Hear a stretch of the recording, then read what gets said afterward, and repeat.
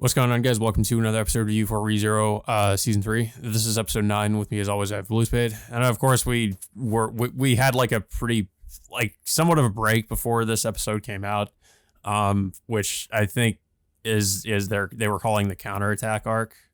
Yeah, I think the last episode we saw was back in late November.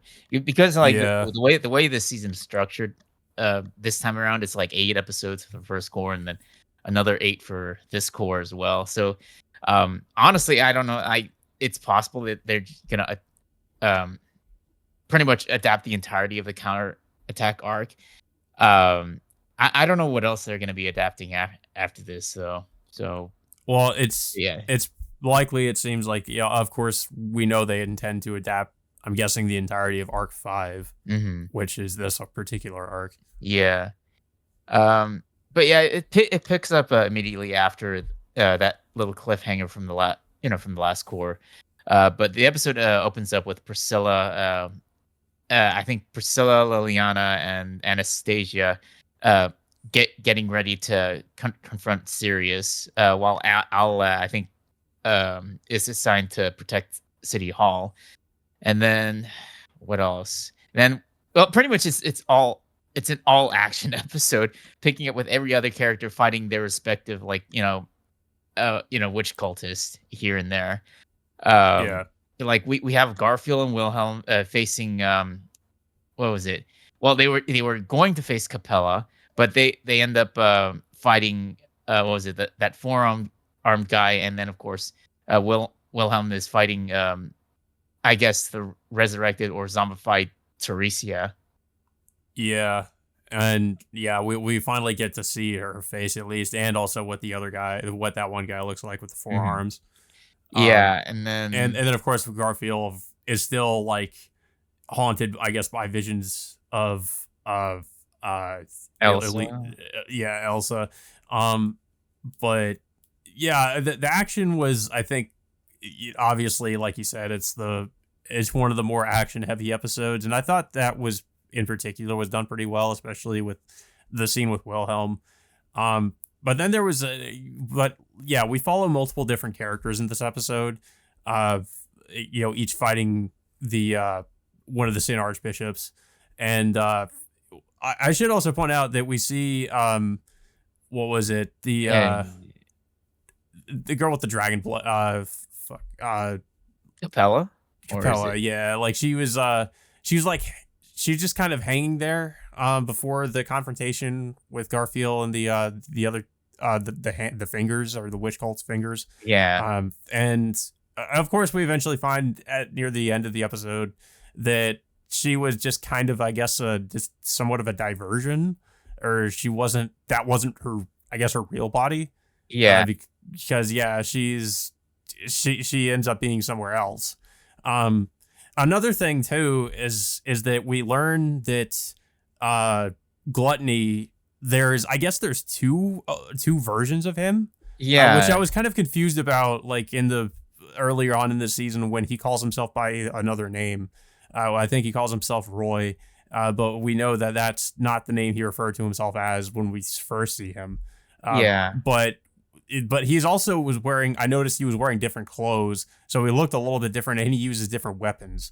Like this one uses like these knives, and the other one has some kind of like hand blades or something. So he uses different weapons, and he looks different. So I was a little bit confused about that when I first saw him, but now it kind of makes sense if he's like, I guess, like two different people. But I'm Yeah. kind of wondering how that works if there's like two of him. Yeah. Uh, So like I think Otto's facing one guy, and I think Julius and Ricardo are fighting another version of Gluttony off somewhere yeah. else. But we don't really get to see much of it happening. With the exception of Otto, he uses his animal communication ability thing to attack this one version of Gluttony. But it cuts off before we could see any more of it. But of course, the main fight we see is, of course, with Reinhard and Subaru fighting against what was it?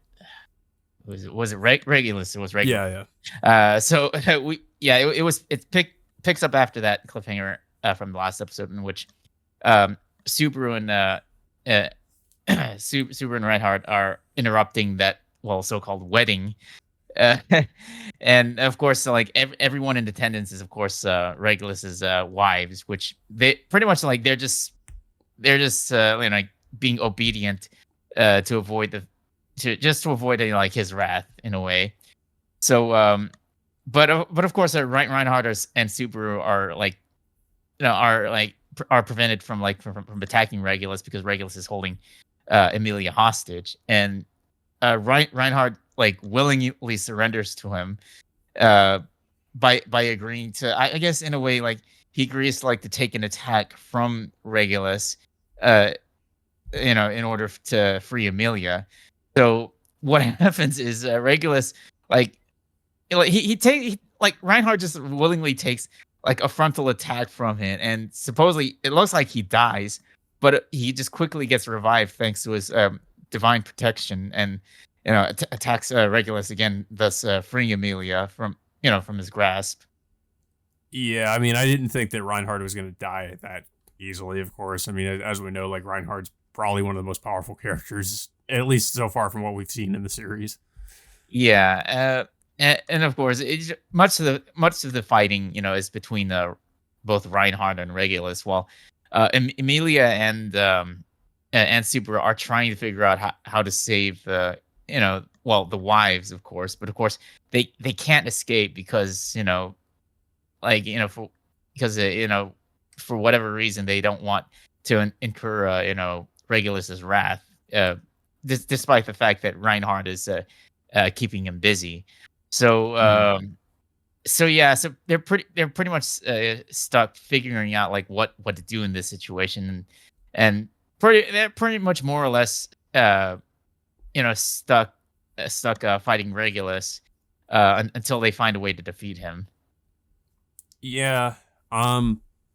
Yeah, I mean, and the fight with Reinhardt and Regulus is pretty one sided too, because Reinhardt it has the upper hand for the majority of the fight. So I'm wondering like what Regulus is gonna be able to do to even try to fight back at all, because it just seems like he's completely like I said, it's completely one sided. He's getting taken advantage of, and so I don't know, like maybe there's something he has up his sleeve he's gonna pull out Yeah, that we're not aware of. I mean, Regulus is taken by surprise with Reinhardt's like ability to revive himself or his Yeah. invincibility, whatnot. I mean, but same thing goes for Regulus, despite the fact that he got blasted by Reinhardt by swinging just like an ice dagger in front of him, and it just basically resulting in like the entire like half the church being destroyed in the process. But there's like literally no scratch on Regulus in the process. Yeah. And also, like I mentioned earlier, we see this person who ends up being revealed to be Capella. As we know, that she can shapeshift and change into different people. So she's basically was approaching the room where Felix is.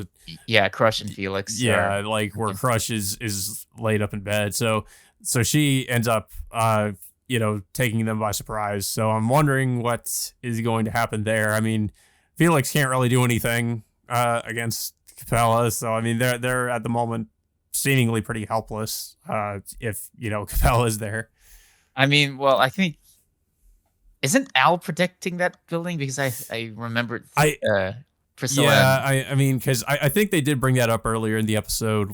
Like if what was where Al was. Yeah, I'm pretty sure like Al. I mean that could be an easy to miss sort of detail in the beginning of the episode, but I'm pretty sure like Al is likely to be in somewhere in that building, likely to face off against Capella if he is there, assuming he is there, because there's like everybody else is preoccupied fighting each of the witch cultists right now. Yeah, and I think we also see Sirius as well. I forget who was fighting her. I think it was Priscilla, or was it? I think Priscilla's fighting Sirius. Yeah.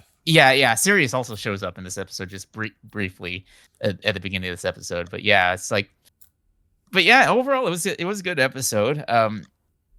Yeah, like I said, action heavy. Uh, but of course, a lot going on with a lot of scenes transitioning from one character to another, fighting their respective Sin Archbishop here and there. But Mhm. yeah, overall, it was a decent start to I guess the start of the second core. Yeah. I mean, this one also just seems like it's going to be even more action heavy than it was in the first half of season three.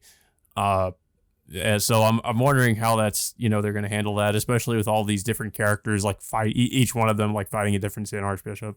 Hmm. Um, but yeah, I agree. I thought it was a pretty good episode and a good way to start the second core for season three. Um, and I'm interested to see where it's going to go from here. Um, like especially just considering, well, in particular, Capella just constantly like every time I think that she might have gone away or they might be done with her, she just keeps coming back. I mean, Regulus is probably the same way. Like he's probably just going to keep coming back from no matter how much Reinhard just beats him down. Like it seems like nothing's going to really kill him. I mean, of course he's a Sin Archbishop, so wondering how they're going to, if they're even going to be able to do anything to him. But I guess we'll see. But yeah, I don't have anything else to say about the episode though. I don't know if you have anything else to say about it. Yeah, it's definitely a great start to the second core. I mean, it still bums me out that it is like going to be 8 episodes for this core, just like it was in the last core. I Yeah. mean, I don't know like the decision making of like what went on, but like or like what the decision was as to why make it 8 episodes per core in comparison to like the first 2 seasons, which were significantly longer, you know, lengthwise. Well, I Um, mean, it's funny too because before this season came out, there was all those rumors about this being potentially like a longer season. But I mean, arguably, I guess this is probably the shortest season of ReZero. yeah, yeah, it is because like the last season, like it was 2 full cores with 25 episodes altogether. But for just 16 episodes, that's I mean, they have to find a way to really justify like that really short length, unless they're gonna have like like a 90-minute extended finale episode like they did with the first episode. I mean, I wouldn't be surprised. I know some people that have read this arc say that they're not sure how they're going to, I guess, finish or do the whole arc in the amount of episodes they have. Yeah. So maybe that's what they're going to do. Uh, Uh, I mean, yeah, I mean, we'll pretty much have to wait and see where this goes. But yeah, but overall, it is a good start to the season. Well, good start to the second part of the core. But yeah, I can't yeah. can't wait to find out like what's gonna happen next.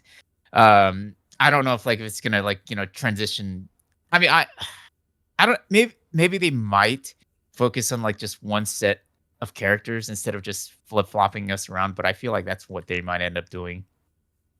Yeah, I guess that's the only somewhat of a criticism I'd have is that it just is constantly like shifting different perspectives to different characters. Yeah. Um, I mean, it's fine, but it's like it's cutting off like a lot of like a lot of action set pieces for like for specific events in one for one set I guess for like one group of characters fighting against like one their own archbishop. I mean, I, with that much going on, would rather see maybe at least one or two groups fighting their respective Sin Archbishops rather than just like having like what happened in this episode altogether because we only see like maybe what couple minutes here with this group and a couple minutes there with this group and maybe 10 minutes with Subaru and Reinhardt fighting Regulus. I mean, yeah, I just hope they kind of split it up a little bit evenly in later episodes. yeah, I mean, I can see that. But yeah, guys, that all being said, until next time, we will see you all later.